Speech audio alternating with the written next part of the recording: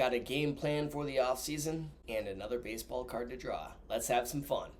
Welcome, Yankees fans and friends. I am Yankees fan man. Watch me color with my pens and talk about the game plan. So here's an update from the last video. I was able to stop by the local card shop and trade that Miguel Bleis autograph for these 3 Jeter cards. So I'm happy with that. Pretty awesome Jeter cards. First, a word from our sponsor, me again. Because I wouldn't be able to do this without my creator, God, let's hear a quick word from God. I'm just going to flip through and let the Holy Spirit guide me. This is from Galatians chapter 3, verse 7. Know ye therefore that they which are of faith, the same are the children of Abraham. And second, let's do some trivia, shall we? Let's see if we get some Yankees questions. Here we go. What New York Mets third baseman was named the World Series MVP in 1986? Ooh, I like that question. That's got to be, it's not Keith Hernandez because he played first base. A third baseman on the Mets in 1986. Gary Carter. What team did manager Mayo Smith coach to a World Series victory in 1968? Let me think. I think the Pirates were good around that time, so I'll say the Pirates. During what decade did the Detroit Tigers move into Tiger Stadium? Tigers moved into Tiger Stadium. I'm gonna say the 50s. What ballpark is home to the New York Yankees? There we go. Some Yankees questions. It's gotta be an easy one. Obviously, Yankee Stadium is the ballpark that's home to the New York Yankees. Ray Knight was the third baseman. I guess Gary Carter. Team Tigers, I got that wrong. And it was the 10s. The first season of Tiger Stadium. Wow, I was way off in Yankee Stadium. Only 1 for 4 tonight. So tonight, folks, I want to talk about the off-season game plan a little bit while we do some artwork. I did some basic analysis of the market, of what we've currently got on the team and what's out there on the free agent market for each position. So I was thinking we'd go through the lineup by each position. We can only move forward from here. If the Yankees are going to be a juggernaut team, then they need to spend money. Now, I've got some ideas about everything. I'm only a fan. Keep in mind I'm just a fan, you know, just a fan. If I was the general manager of the New York Yankees, this is what I would be thinking about this offseason. Looking at the current lineup, you know, based on the contracts that we got and what's out there, you know, I was thinking we don't really have a lot to offer in trades. Who are we really going to offer in trades? You know, Jazz is worth whatever, $12 million or so. Ryan McMahon worth $12 million or so. How much is Volpe going to be worth? $3.5 million. You know, we're not going to trade Judge. We're not going to trade Stanton for $22 million, 36. Like, you know, we don't really have a lot to offer as far as the trade market is concerned.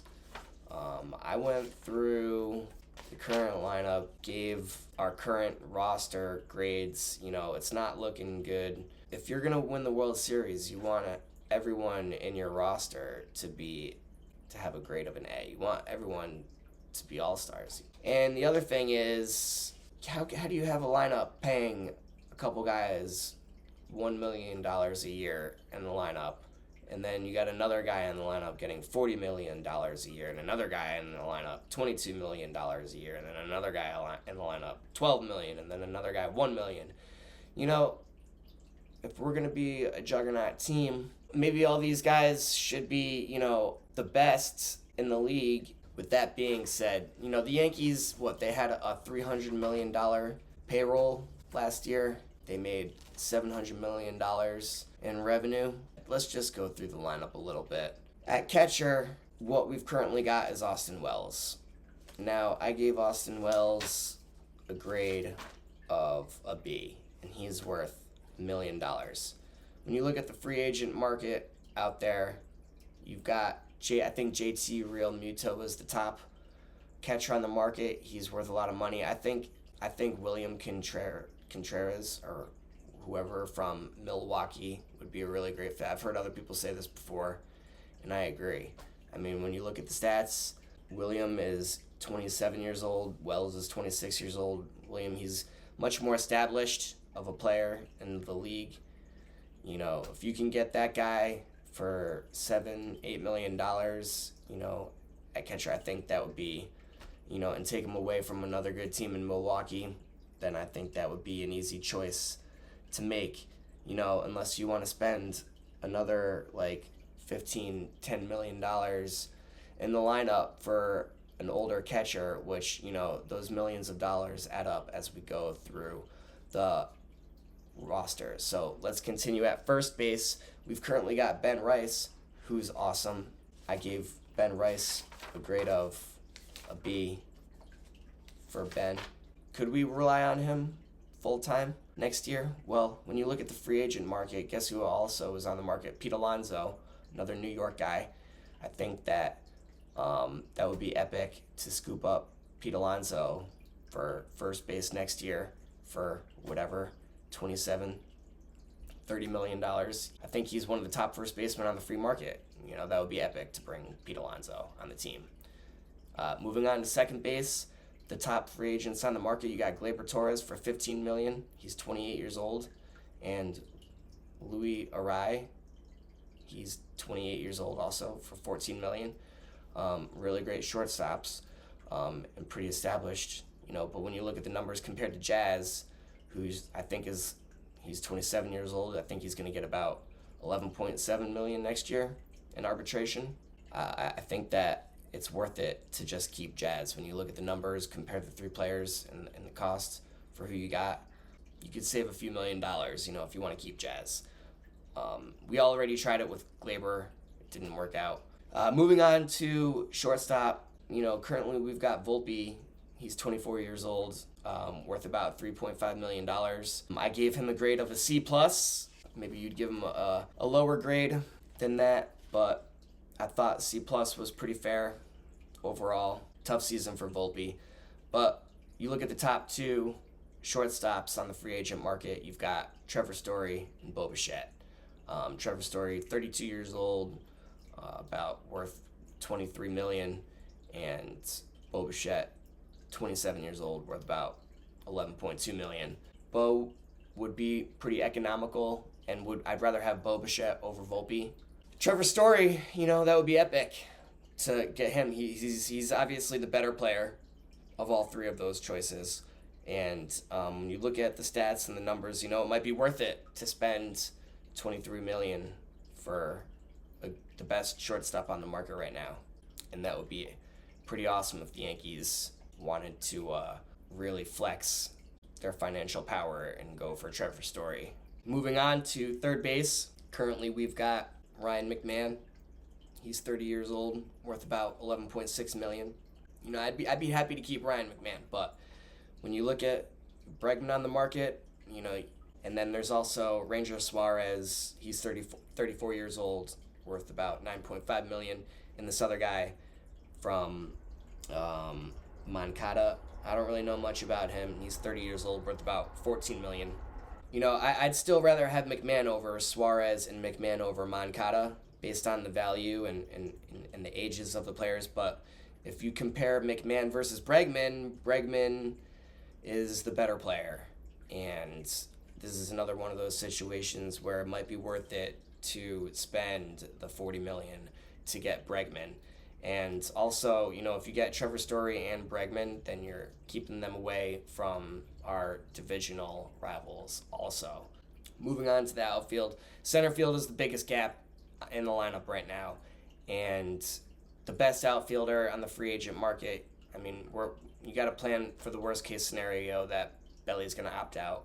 the news probably already broke out. I think I already heard the rumors that Belly's going to opt out. So he's going to be the top free agent outfielder on the market.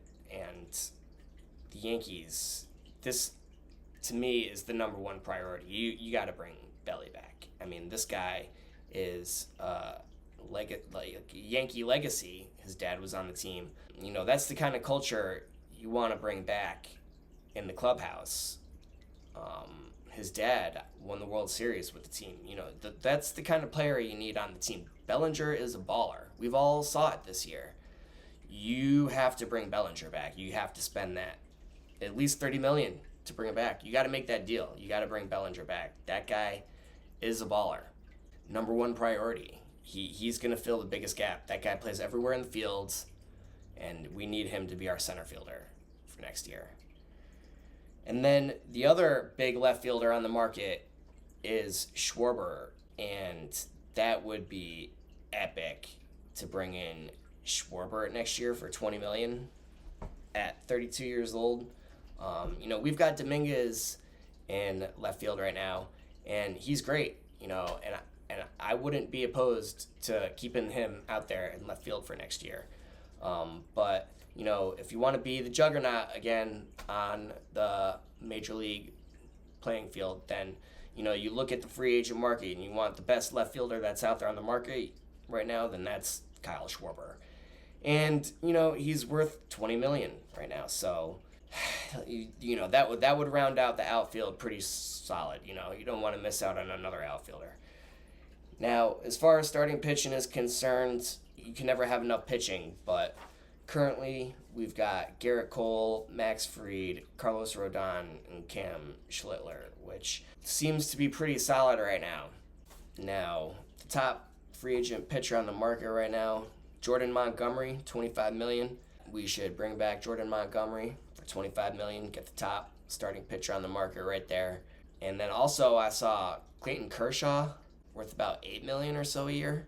That guy is going to be a Hall of Famer. And imagine having him in the clubhouse. That would be really interesting. And I think it would be well worth the Yankees spending, you know, $8 to $10 million or whatever to get Clayton Kershaw. Now, you look at the bullpen, the top relief pitcher on the market, Edwin Diaz, another New York guy, 31 years old.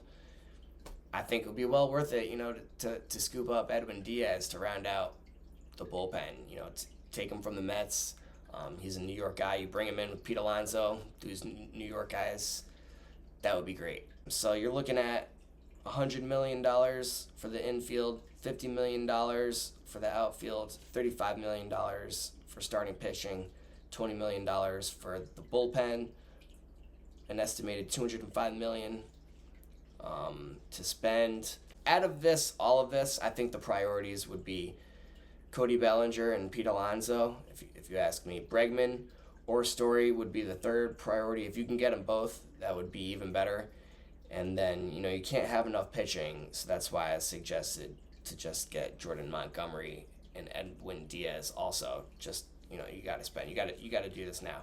I think these are the strongest moves that the Yankees can make this offseason. Now, if all that plays out, I think all those players would be graded an A.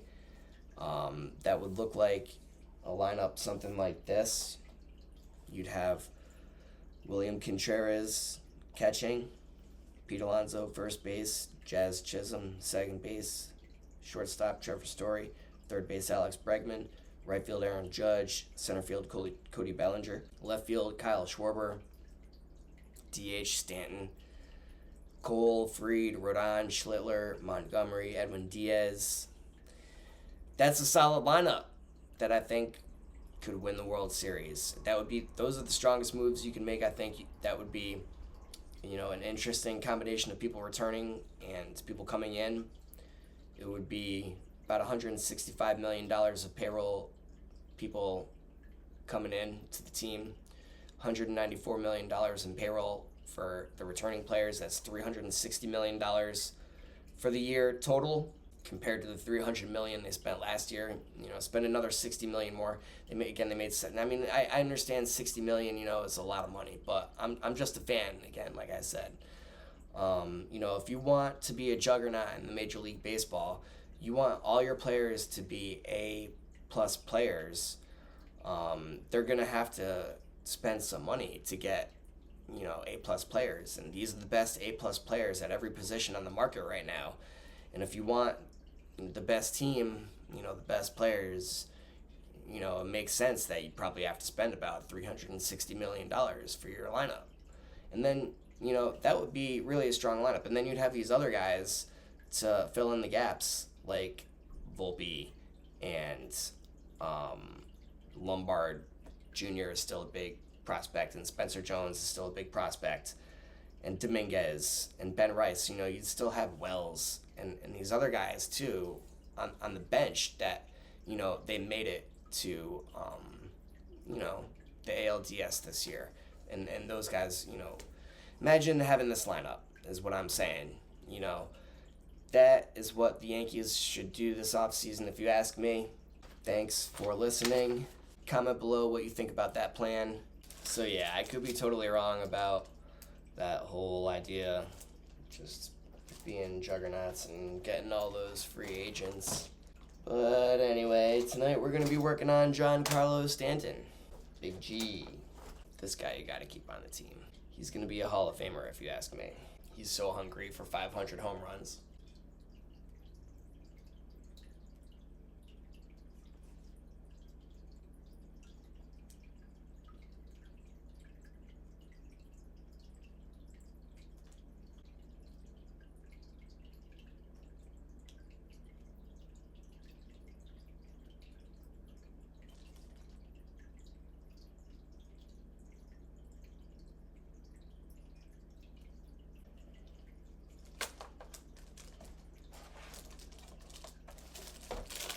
All right, 450 home runs. Does that make him a Hall of Famer? It's the worst conversation to have. So, you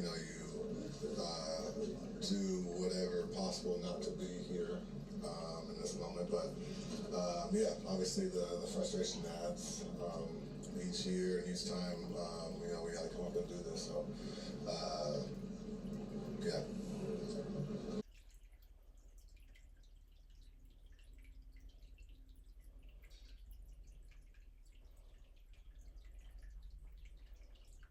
Let's talk a little bit about Cody Bellinger. He opted out today. Lord sees 166 days to open. There we go. There's the news we all expected. So Cody Bellinger opted out as expected. As we said, he was going to do all year. Well, he knows the Yankees probably value him I think the he's going most. to get well over $100 million. So TK, is he a priority for the Yankees? And Absolutely. If so, and then I would even throw in a Dominguez and maybe even like a Legrand for Paul Skeens, like a lopsided trade, like one of these like Herschel Walker type of deals from the Pirates standpoint, right? That would be ridiculous. Load of players, I wouldn't be against it, Derek. Honestly, this is not a bad idea. Seriously. And yes, they're trading away a generational starting pitcher who is clearly unhappy in Pittsburgh. I wouldn't be opposed to it, Derek. Want this guy in Pittsburgh.